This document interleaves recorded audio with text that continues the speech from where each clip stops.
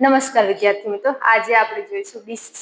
Disease એટલે શું? તો સૌપ્રથમ સમજો ડિસીઝ એટલે શું. તો ડિસીઝ એટલે રોગ. તમે કોને રોગ કહી શકશો? તો તમારી જે શારીરિક, માનસિક એક કાર્યમાં ફેરફાર થાય, એના કારણે તમારું વ્યક્તિનું અને જે વાતાવરણનું સમતોલન છે એમાં ખામી ઊભી થાય. જે ખામી ઊભી થાય એના કારણે જે પરિસ્થિતિ ઊભી થાય એને તમે રોગ કહી શકશો. તો ડિસીઝમાં, રોગમાં આપણે સૌપ્રથમ જોઈએ એનિમિયા. એનિમિયા એટલે શું? તો એનિમિયાને પાંડુ રોગ તરીકે ઓળખવામાં આવે છે. પાંડુ રોગ, એનિમિયા એટલે પાંડુ રોગ. તો કોને કહી શકશો તમે એનિમિયા? તો જ્યારે તમારા લાલ રક્તકણો છે, જે તમારા બ્લડની અંદર જે લાલ રક્તકણો છે એની સંખ્યા અથવા તેમની અંદર રહેલું હિમોગ્લોબિન એની સાંદ્રતામાં સામાન્ય કરતા ઓછી હોય છે, ત્યારે એનિમિયા થાય છે. ફરી જુઓ કે એનિમિયા એટલે શું? તો એનિમિયા એટલે પાંડુ રોગ. જ્યારે તમારું બ્લડ છે એની અંદર જે લાલ રક્તકણો છે અને જે હિમોગ્લોબિન છે એની સાંદ્રતા સામાન્ય કરતા ઓછી થાય ત્યારે એનિમિયા થાય છે. તો પહેલા આપણે જોયું કે એનિમિયા એટલે શું. તો હવે જોઈએ એની વ્યાખ્યા, એની ડેફિનેશન. ડેફિનેશન એટલે વ્યાખ્યા. વ્યાખ્યા શું કહેવા માંગે છે? તો એનિમિયા એક એવી સ્થિતિ છે જેમાં લોહીમાં લાલ રક્તકણોની સંખ્યામાં સામાન્ય કરતા ઓછી હોય, અથવા તો જે લાલ રક્તકણો છે એમાં પૂરતું હિમોગ્લોબિન ન હોય ત્યારે એનિમિયા જોવા મળે છે. તો હવે જુઓ પહેલા કે હિમોગ્લોબિન શું છે. તો હિમોગ્લોબિન જે પ્રોટીન છે જે ઓક્સિજનનું વહન કરે છે, તમારા બ્લડની અંદર ઓક્સિજનનું વહન કરે છે, એને હિમોગ્લોબિન કહેવાય છે. હિમોગ્લોબિન અને જે તમારા બ્લડની અંદર જે લાલ રક્તકણો છે એની સંખ્યામાં ઘટાડો થાય ત્યારે એનિમિયા જોવા મળે છે. હવે જોઈએ આપણે એના કારણો. કયા કારણથી થઈ શકે છે એનિમિયા? તો કોઝિસ એટલે કારણો. કયા કારણથી થઈ શકે છે? તો સૌપ્રથમ છે ન્યુટ્રિશન ડેફિનેશન, એટલે કે અપૂરતું ખોરાકના કારણે પણ એનિમિયા થઈ શકે છે. બીજું છે બ્લડ લોસ, એટલે વધારે પ્રમાણમાં લોહીનો લોસ થઈ જાય એ. વારસાગત પણ હોઈ શકે. ક્રોનિક ડિસીઝ, ક્રોનિક એટલે કોઈ પણ ડિસીઝ પાછળથી પણ થઈ શકે અને ક્રોનિક ડિસીઝ કહેવાય છે. એના કારણે પણ એનિમિયા થઈ શકે છે. બીજું છે ઇન્ફેક્શન. ઇન્ફેક્શન એટલે ચેપ, કોઈ પ્રકારનો ચેપ લાગે તો પણ એનિમિયા થઈ શકે છે. પછી છે ઇન્ફ્લામેશન. ઇન્ફ્લામેશન એટલે બળતરા. કોઈ પણ ઇન્ફ્લામેશનના કારણે પણ એનિમિયા જોવા મળી શકે છે. અમુક મેડિસિનના કારણે અને અમુક ટ્રીટમેન્ટના કારણે. અમુક મેડિસિનની સાઇડ ઇફેક્ટના કારણે પણ એનિમિયા થઈ શકે છે. અમુક ટ્રીટમેન્ટના કારણે પણ એનિમિયા જોવા મળી શકે છે. પહેલા આપણે જોયા એનિમિયાના કારણો, કયા કારણથી એનિમિયા જોવા મળશે. હવે આપણે જોઈએ એના સિમ્પટમ્સ. સિમ્પટમ્સ એટલે લક્ષણો. એનિમિયા થાય ત્યારે કયા લક્ષણો જોવા મળે છે?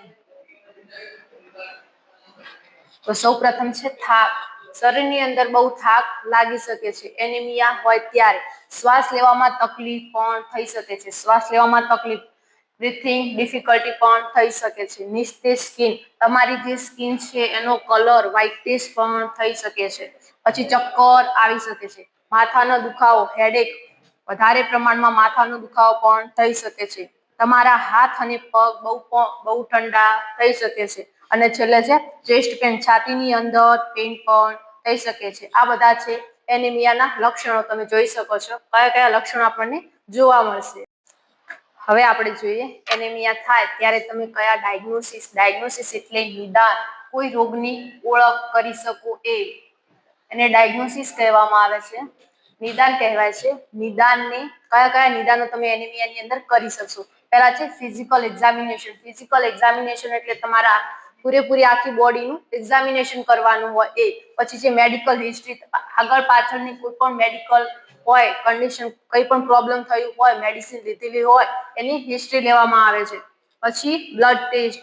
બ્લડ ટેસ્ટ દ્વારા ચેક કરવામાં આવે છે કે તમારા શરીરની અંદર કેટલા ટકા બ્લડ છે. એનાથી જોઈ શકાય કે એનિમિયા થયો છે કે નહીં.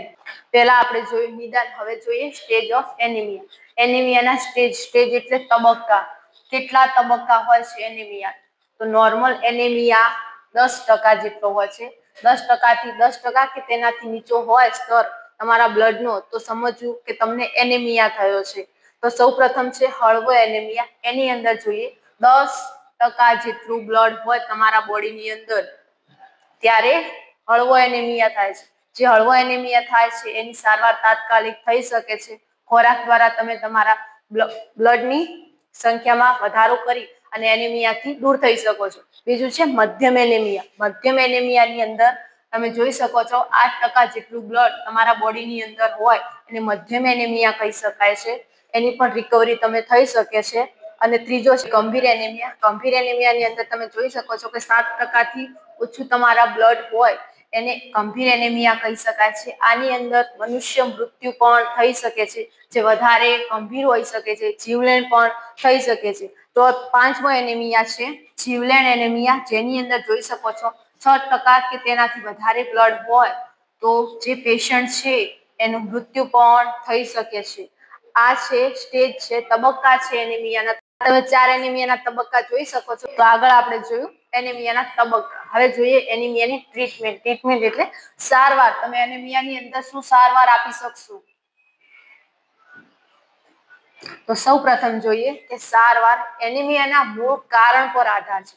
જે એના મૂળ કારણો છે એના પર આધાર રાખેલો હોય છે અને તેમાં સામેલ હોઈ શકે છે. એમાં સૌ પ્રથમ જોઈએ ક્રોનિક રોગની સારવાર. જે પણ ક્રોનિક રોગ હોય એની સારવાર કરવાની. બીજું છે સામાન્ય રીતે તેમાં આહારમાં ફેરફાર.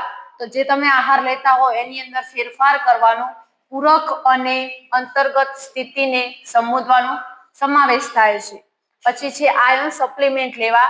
જે આયર્નની સપ્લિમેન્ટ હોય છે, જે ટેબ્લેટ હોય છે એ લેવા. આ છે એનિમિયાની સારવાર. આપણે આગળ જોઈએ. હવે જોઈએ સારવારની અંદર આયર્ન સપ્લિમેન્ટ. જે સપ્લિમેન્ટ કેપ્સ્યુલ અને ગોળીની અંદર આવેલા હોય છે, જેની અંદર આયર્ન હોય છે, જે બ્લડ બનાવવા માટે ઉપયોગી થાય છે. બીજું છે ફોલિક એસિડ, જે વિટામિન B9 માટે ઉપયોગી છે. વિટામિન B9 જે તમારા લાલ રક્તકણો બનાવવા માટે મદદ કરે છે. Vitamin B9.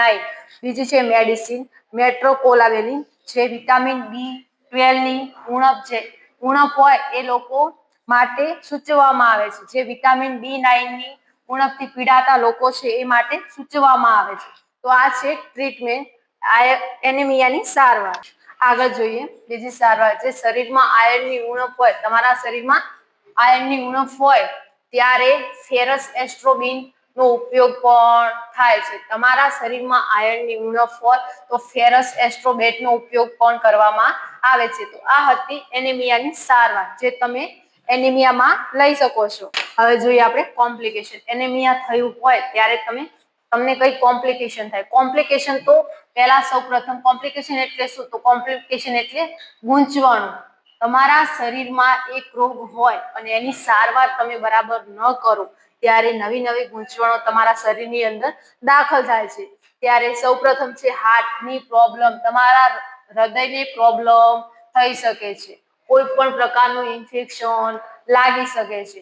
Pregnancy complication. ગર્ભવતી મહિલાને ઘણી બધી કોમ્પ્લિકેશન થઈ શકે છે ડિલિવરી ટાઈમ. પછી છે સિવિયર કેસમાં મલ્ટી ઓર્ગન ફેલિયર, એટલે ગંભીર કિસ્સાઓમાં જોઈએ તો બહુ અંગની નિષ્ફળતા પણ થઈ શકે છે. આ હતી કોમ્પ્લિકેશન એનિમિયાની.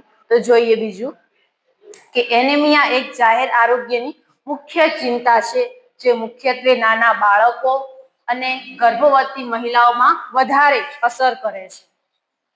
તો જે નાના બાળકો છે એના અને જે ગર્ભવતી મહિલા છે એની અંદર એનિમિયાના કેસ વધારે જોવા મળે છે. તો આજે આપણે જોયા રોગ, ડિસીઝ. રોગની અંદર આપણે જોયું એનિમિયા. એનિમિયા એટલે શું? તો એનિમિયા એટલે પાંડુ રોગ. જેની અંદર શું થાય, કયા લક્ષણો જોવા મળે, કયા કારણથી થાય એ આપણે જોયું. જો તમને આ વિડીયો ગમ્યો હોય તો અમારા વિડીયોને લાઈક કરજો, શેર કરજો અને અમારી ચેનલને સબસ્ક્રાઇબ કરજો.